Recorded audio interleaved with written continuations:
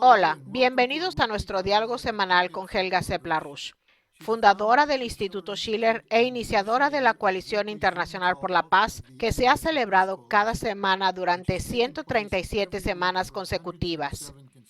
Soy Harley Schlanger y seré su anfitrión hoy. Es 21 de enero de 2026. Pueden enviar sus preguntas y comentarios a Helga por correo electrónico a questions@schillerinstitute.org o publicarlos en el chat.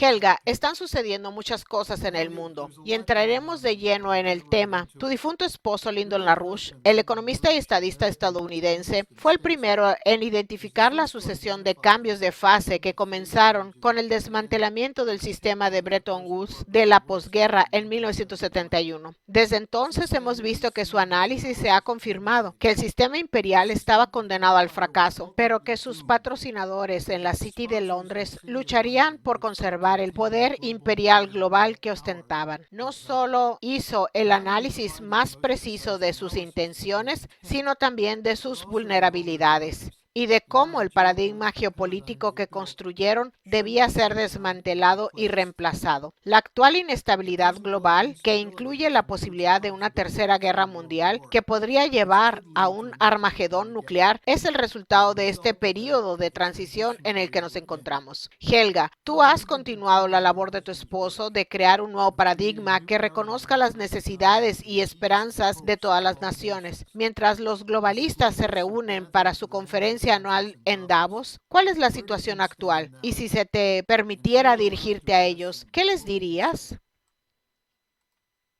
Debo admitir que todavía estoy un poco conmocionada después de haber escuchado el discurso que el presidente Trump dio en Davos.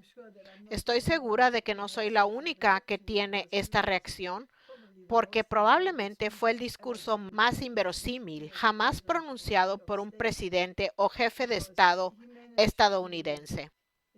Logró insultar a un montón de personas, presidentes, jefes de Estado, y se mostró inflexible al declarar que quiere Groenlandia.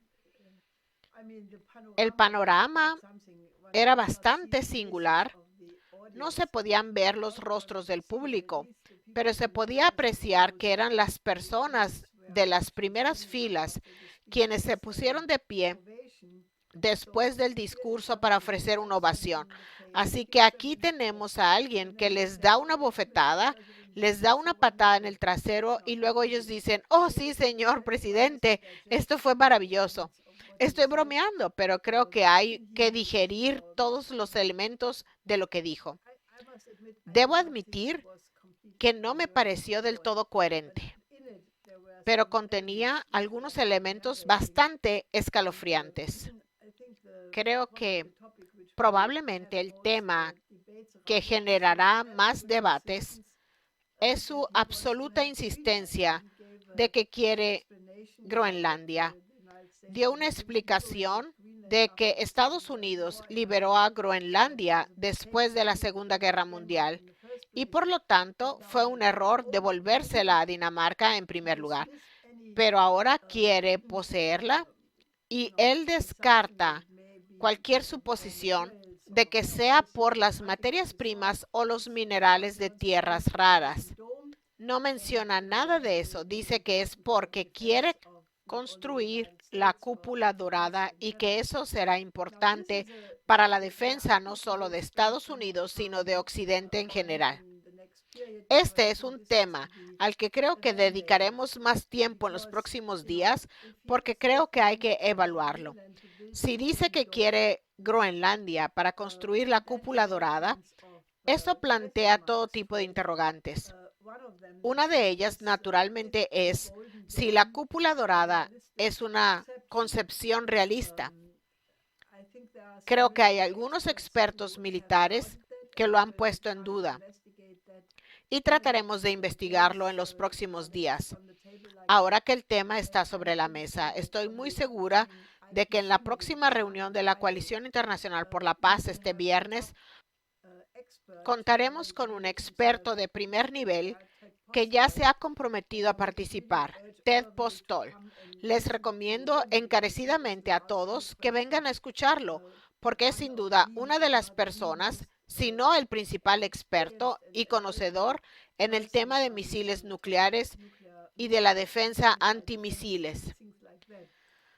Así que hay quienes dudan de la concepción de la cúpula dorada, sobre todo porque sería extremadamente cara, costaría billones de dólares, tardaría bastante tiempo en entrar en funcionamiento y hay un debate tanto en Rusia como en China sobre cuál es la verdadera intención detrás de esto, porque actualmente se está produciendo un cambio revolucionario en el armamento estratégico.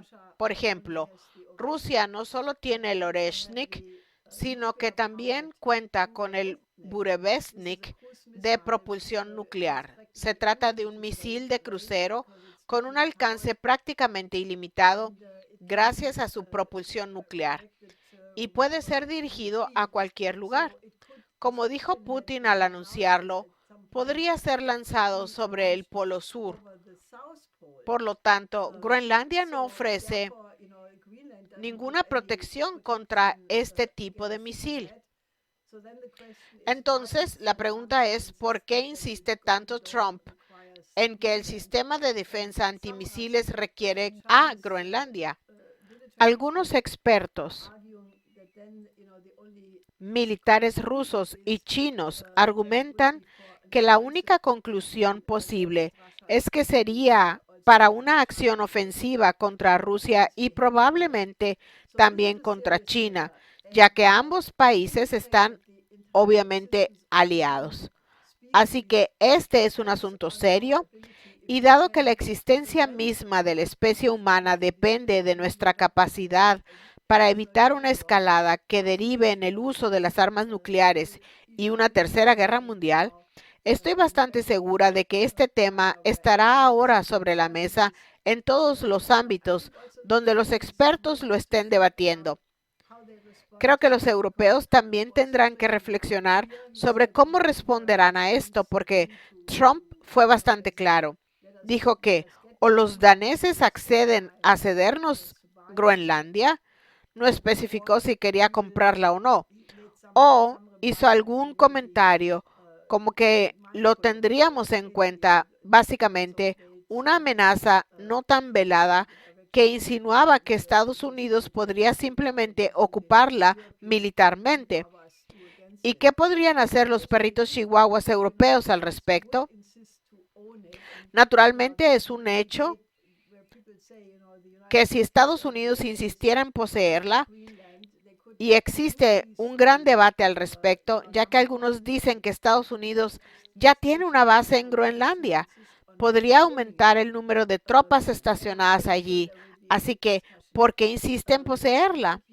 Estoy bastante segura de que habrá un gran debate. Hay tantos factores en total desorden en este momento. Por ejemplo, recientemente se produjo un cambio muy importante en la actitud de la llamada coalición de los dispuestos, al menos algunos de ellos que de repente empezaron a decir que querían hablar y reanudar las conversaciones con Putin.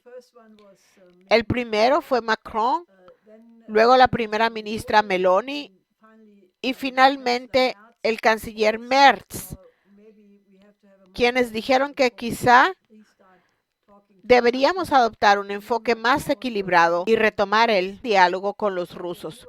Luego Macron, poco antes de la reunión de Davos, dijo que quería tener una reunión de emergencia del Grupo de los 7 en París esta semana, a la que querían invitar a Putin. Entonces, aparentemente fue Trump quien dijo que no quería participar en tal reunión. Así que en su lugar habrá una reunión de la Unión Europea. Por lo tanto, Trump no quería participar en esta reunión del Grupo de los 7. No está nada claro qué es lo que motiva todo esto.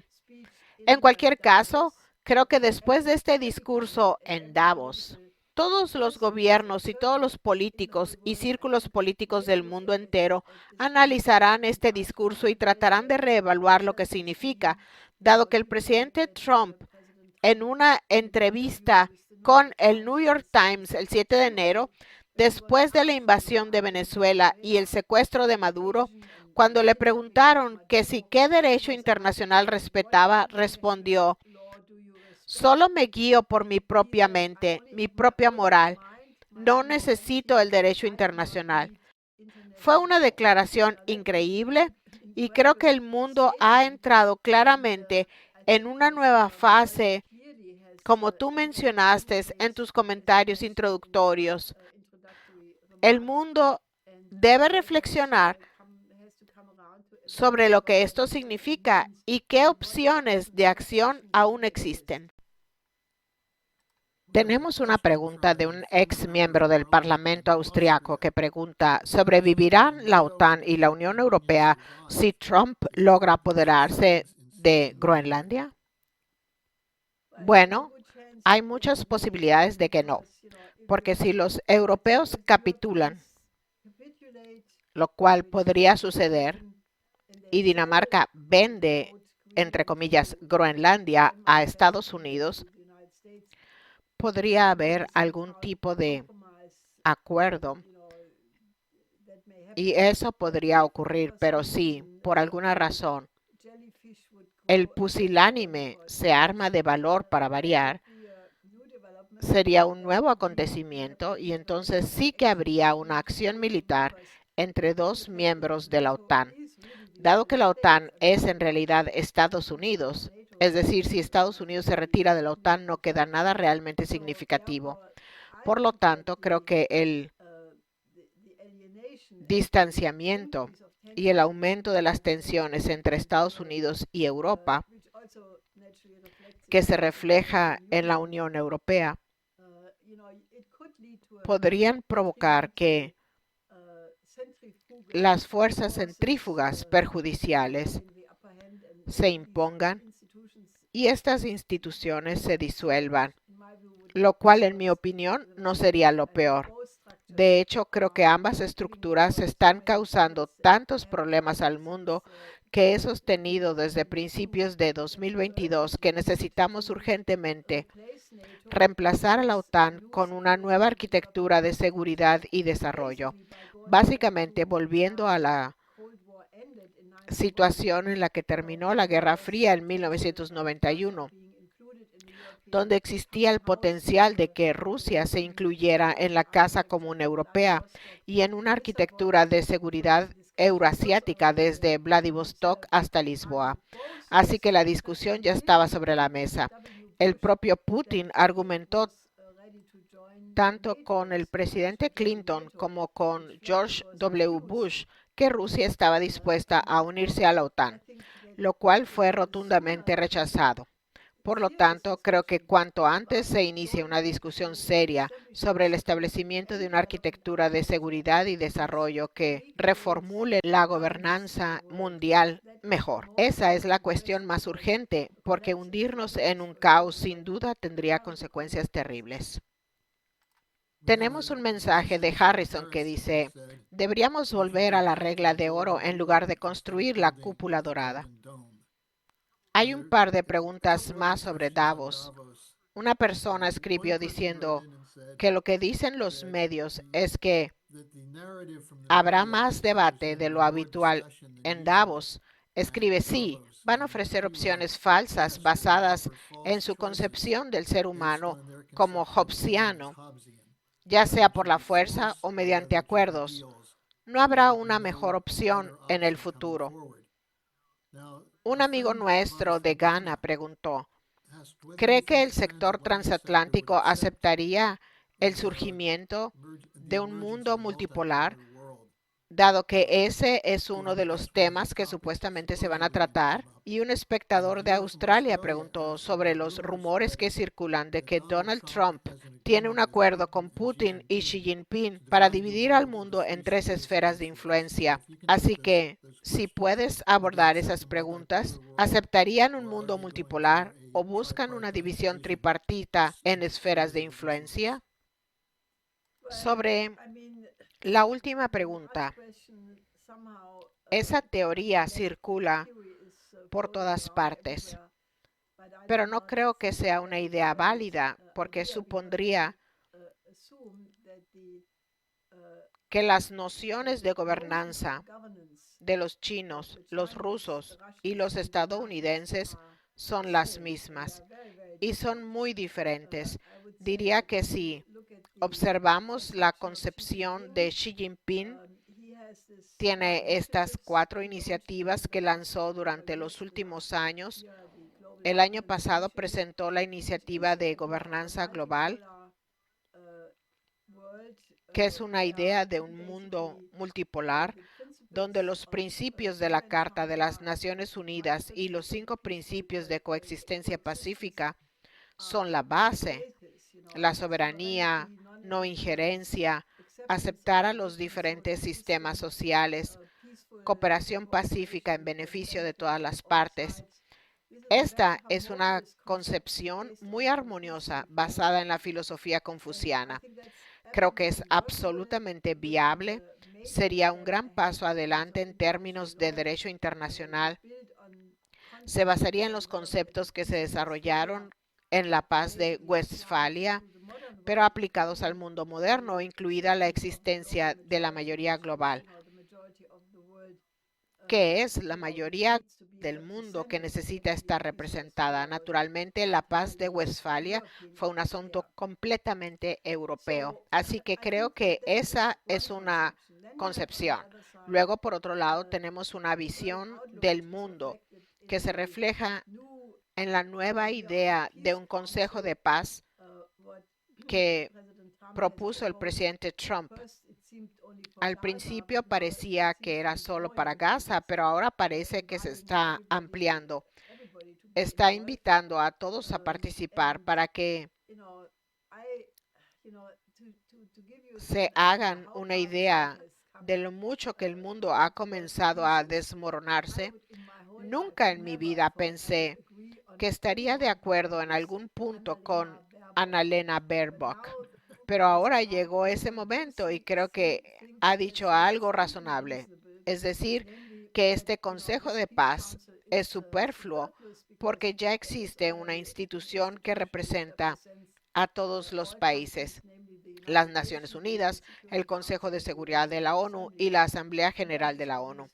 Eso es obviamente el caso, así que dado que la membresía en el Consejo de Paz costaría $1.000 millones solo para ser miembro, creo que eso revela la verdadera naturaleza de esta iniciativa, a saber, el club de los multimillonarios que aspiran a convertirse en billonarios. Desafortunadamente, eso es en gran parte lo que hay detrás del presidente Trump: los multimillonarios de Silicon Valley, donde 7 personas poseen la mitad de Estados Unidos, o una proporción tan descabellada como esa. En cualquier caso, esta es la idea de que los ricos tienen derecho a ser ricos. Creo que Peter Thiel escribió un artículo en el que decía que no deberíamos avergonzarnos de acumular tanta riqueza como sea posible. Es una mezcla de Calígula y Creso dirigiendo el mundo. Creo que hay que fijarse en lo que pasó con esa concepción. Bueno, sobre la idea del Consejo de Paz de pagar $1.000 millones para ser miembro, aparentemente Benjamín Netanyahu dijo que estaría dispuesto a hacerlo, pero uno de mis contactos dijo que está seguro de que Netanyahu pediría un descuento. Un par de preguntas más. Alguien escribió preguntando que si tú pudieras hablar en Davos, repitiendo la pregunta, ¿qué destacarías como lo más importante que puede provenir de Davos? Dado que todas estas personas que asisten allí con sus jets privados o alguna otra forma de vivir en hoteles de lujo para ostentar su riqueza, son los principales multimillonarios y millonarios del mundo. Pueden parecer fantásticos y exquisitos. Y Trump dijo, Ustedes aquí en la sala, dirigiéndose al público, tienen las mejores mentes del mundo. Tengo muchas dudas al respecto. Pero estas son personas que pretenden ser quienes dirigen al mundo, pero están muertos de miedo. Disculpen mi lenguaje. Están completamente asustados porque son quienes saben que el sistema financiero está en bancarrota.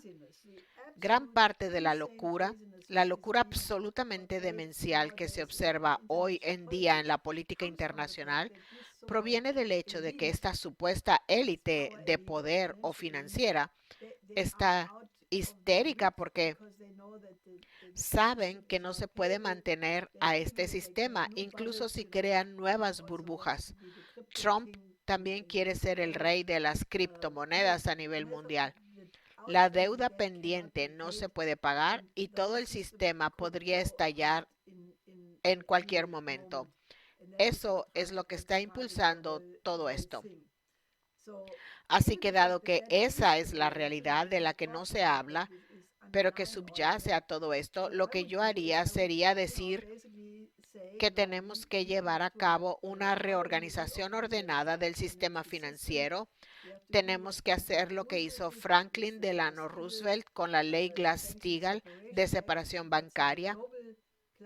Hagamos una Glass-Steagall global y cambiemos toda la política, alejándonos esencialmente del cambio de política que introdujo el presidente Nixon en 1971 con la introducción de los tipos de cambio flotantes y todas las desregulaciones de los mercados que se han producido desde entonces, en las que cada paso fue señalado por Lyndon LaRouche. Siempre dijo que esto tendría consecuencias y tenía toda la razón. Ahora estamos al final de todo y lo único que queda por hacer es organizar un feriado bancario, reorganizar a todo el sistema, eliminar la mega especulación, poner a los bancos comerciales bajo la protección estatal y mantener a la economía funcionando mientras se lleva a cabo esta reorganización. Y luego crear un banco nacional en cada país, pasar a un sistema de crédito hamiltoniano donde se emita crédito productivo para reactivar la economía. Ese sería un cambio importante. Básicamente diríamos que no hay ningún enemigo que nos amenace. Los rusos y los chinos no tienen ningún interés en iniciar la Tercera Guerra Mundial y por lo tanto tengamos una reorganización racional, pasando de la producción militar al sector civil en lugar de desperdiciar miles de millones de dólares, yenes, euros y demás en la producción militar destructiva que no alimenta a nadie, ni viste a nadie, ni da vivienda a nadie. Volvamos a estas actividades productivas a través de inversiones en los sistemas de transporte, la infraestructura, construcción de vivienda, vivienda asequible para todos, un sistema de salud que funcione. Si se produjera ese cambio, el mundo podría ponerse en orden en muy poco tiempo. Sin embargo, dudo que la actual clase dirigente sea capaz de lograr ese cambio. Aún así, debo decir que hubo un discurso notable de Mark Carney, el primer ministro de Canadá y ex jefe del Banco de Inglaterra, quien dijo en su discurso en Davos ayer que ahora que el sistema internacional basado en reglas está muerto, hay que admitir que nunca fue real en primer lugar. Siempre fue una narrativa que no era realmente cierta. Esa es una admisión notable porque eso es exactamente lo que hemos estado diciendo todo el tiempo. Siempre he dicho que no puedo entender cómo es posible que el mundo entero se esté desmoronando y ninguna de estas figuras de la élite se plantee cuál es el origen de este fracaso, es decir, son sus propias políticas. Me parece bastante notable que Mark Carney sea uno de los primeros en decirlo. Creo que esto debería ser tomado en cuenta y que la gente debería debatirlo, porque el orden basado en reglas siempre fue un fraude y él lo dijo. Dijo que los poderosos manipulan la narrativa a su antojo y eso es exactamente lo que hemos visto, esta increíble doble moral en todo. Y creo que es un punto importante para que todos empiecen a debatir seriamente este fraude llamado el orden basado en reglas y por qué debería descartarse por completo como argumento y ser reemplazado por un sistema de gobernanza basado en la ley natural. Así que creo que este es un momento crucial y todo este debate es más urgente que nunca.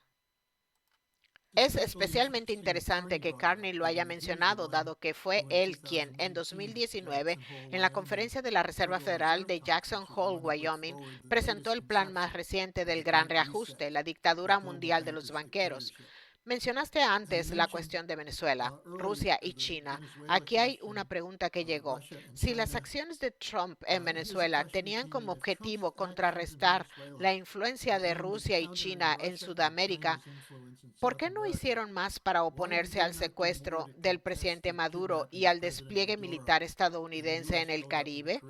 Pero luego, de alguna manera, responde a su propia pregunta diciendo, ¿qué podrían haber hecho realmente? Creo que es fácil decir por qué Rusia y China no defendieron a Maduro, pero si piensas en lo que deberían haber hecho o lo que podrían haber hecho, intervenir militarmente, creo que la situación estratégica ya es tan tensa. Si se piensa en la amenaza inminente de un nuevo ataque contra Irán, la guerra de Ucrania que aún no termina, que creo que ni Xi Jinping se arriesgaría a una escalada hacia un conflicto militar directo con Estados Unidos, ni Rusia quiere hacerlo. Si nos fijamos en Xi Jinping, es la encarnación absoluta de la paciencia, la diplomacia y las negociaciones armoniosas. Y Putin también es enormemente tranquilo. Siempre me sorprende. Se escuchan muchísimas declaraciones terriblemente rusófobas de tantas personas en Occidente y Putin, al menos hasta ahora, se ha mantenido notablemente tranquilo y sereno, no reacciona a las provocaciones, sino que actúa de forma muy estratégica y reflexiva. Por lo tanto, creo que lamentablemente es un síntoma de los tiempos que incluso estas cosas no se pueden remediar debido a que lo que está en juego es una situación mucho más amplia. Esta es una pregunta de un profesor de derecho jubilado. ¿Cómo es posible que las sanciones estén permitidas por el derecho internacional cuando hay sanciones que terminan matando a más personas que las guerras? Dijo, ¿no es esto una prueba de que la fuerza hace el derecho? Citó el ejemplo de las sanciones de Madeleine Albright y el presidente Clinton en Irak, que mataron a medio millón de niños. Bueno, no están permitidas por el derecho internacional. Ese es el punto. El hecho de que los medios de comunicación y los gobiernos no lo reconozcan no cambia nada. Las sanciones unilaterales son ilegales. Solo las sanciones impuestas por el Consejo de Seguridad de la ONU son legítimas. Y ninguna de las sanciones, por ejemplo, contra Irán, Venezuela, Cuba y muchos otros países, ha sido autorizada por las Naciones Unidas. El objetivo, como bien dices, no es el gobierno, sino el pueblo. Las sanciones normalmente aumentan el costo de vida, provocan la inflación, impiden el acceso a ciertas tecnologías importantes, debilitan a la economía y amenazan el sustento de toda la población. Intentan aumentar la presión para que la población salga a las calles y proteste contra las medidas del gobierno sin siempre comprender de dónde provienen estas dificultades. La idea de las sanciones unilaterales es provocar un levantamiento, a menudo orquestado desde el exterior por las ONGs, con la intención de que el pueblo derroque al gobierno y se produzca un cambio de régimen. Estas sanciones son ilegales y el hecho de que no se hable de ellas de esa manera se debe a la represión de la libertad de opinión y de expresión. Ya estamos muy cerca de una dictadura, porque si hubiera un debate libre, estos temas se discutirían. Aquí hay un comentario de alguien que se refirió a tu caracterización. Dijo, ¿muertos de miedo? El problema es que siguen inventando más tonterías. Bueno, yo tengo una pregunta más para ti. Tengo una pregunta más. Ok. Esta es de alguien que escribió la semana pasada y no pudimos responderle. Dijo que escuchó al embajador Chas Freeman en la mesa redonda de EIR diciendo que cree que Estados Unidos se encuentra en un estado prerevolucionario. Dijo, me gustaría ver eso, pero creo que los estadounidenses están durmiendo en sus laureles. ¿Qué crees que se necesitaría para que dejen de estar tan confiados? Todavía no he tenido la oportunidad de hablar con Chas sobre lo que quiso decir exactamente con eso.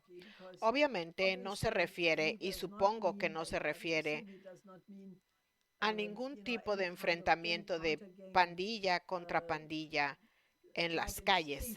Hay quienes desearían que eso ocurriera y llevan mucho tiempo prediciendo que estallará una guerra civil en Estados Unidos, lo cual obviamente sería la peor opción.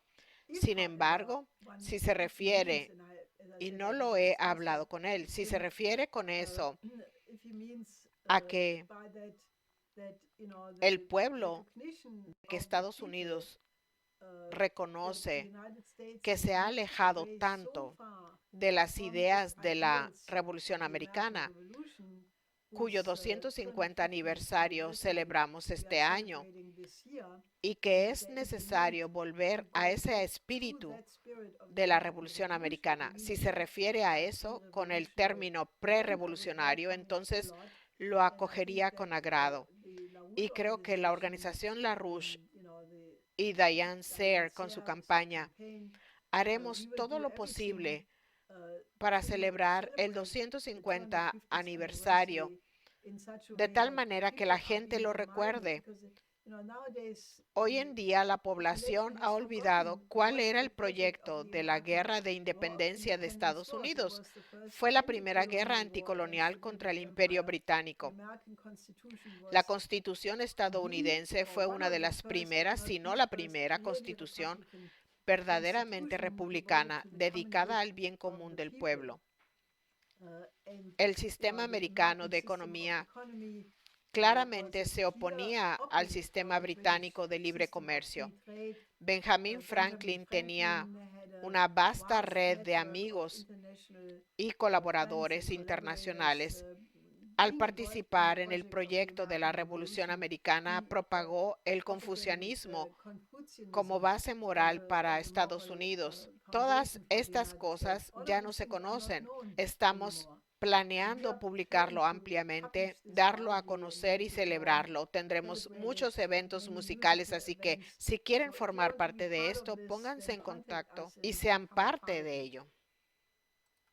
Alguien también acaba de enviar un comentario sobre tu respuesta anterior sobre lo que dirías.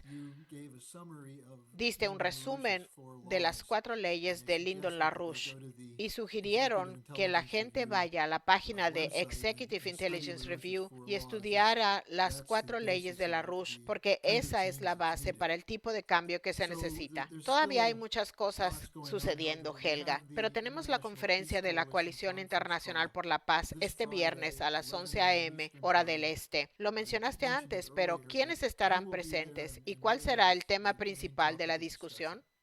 Como dije, dados los importantes acontecimientos en torno a Groenlandia y la discusión sobre la cúpula dorada, Ted Postol estará presente. ha realizado estudios muy exhaustivos sobre la cúpula dorada, así que si quieren la opinión de un experto, ese es el lugar indicado.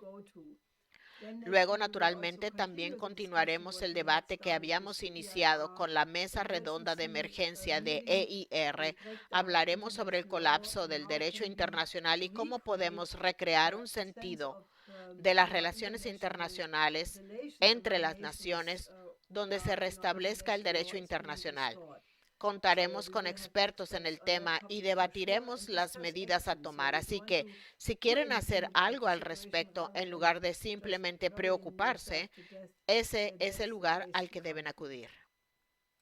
Un último comentario. Alguien escribió diciendo que mencionaste que tanto Xi Jinping como Putin están muy tranquilos. Y ella pregunta, ¿cómo se mantiene la calma ante esta situación? ¿Cómo se puede asimilar todo esto y aún así mantener la calma? Creo que se debe a que tengo una identidad bien fundamentada en el idealismo alemán. No se trata de utopismo. Mucha gente piensa que el idealismo es utopismo, pero no es así. Proviene de la idea del humanismo, que en Europa también tiene un significado diferente al que se le da en Estados Unidos. Se basa en las ideas de personas como Nicolás de Cusa, Gottfried Leibniz, Federico Schiller. Está asociada con un tremendo optimismo sobre la naturaleza humana y la creencia de que a pesar de todo, las personas tienen el potencial de mejorar. Estoy fundamentalmente de acuerdo con Leibniz, quien pensaba que cualquier mal engendra un bien aún mayor y más fuerte, porque las leyes del universo son tales que así funciona. Es una concepción antientrópica. Por eso, aunque a veces me dan escalofríos por lo que está sucediendo,